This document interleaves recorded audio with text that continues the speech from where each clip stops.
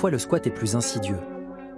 Le locataire peut manœuvrer, entrer dans son logement avec un bail et cesser de payer son loyer. Dans ce cas, le bail le protège et il n'est pas considéré comme squatteur aux yeux de la loi. Dans le cabinet d'une avocate parisienne, cet homme de 76 ans est à bout. Il préfère témoigner anonymement.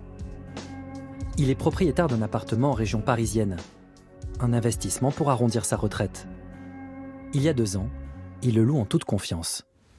Ce locataire m'a été présenté par un professionnel de l'immobilier qui a fait le contrat à ce locataire en toute bonne foi. Il présentait bien, c'est des gens qui sont âgés, ils ont 78 ans. Et voilà qu'après 2 mois de règlement des loyers, stop, il n'y a plus de loyer qui rentre. Ils occupent depuis le logement, sans droit ni titre. Du fait de leur âge, ils sont inexpulsables, car vulnérables selon la loi. Est-ce qu'aux yeux de la loi, un locataire qui cesse de payer son loyer et reste illégalement, c'est un squatteur? Oui, bien sûr que c'est un squatteur dans les faits. Mais sauf que légalement, ce n'est pas un squatteur.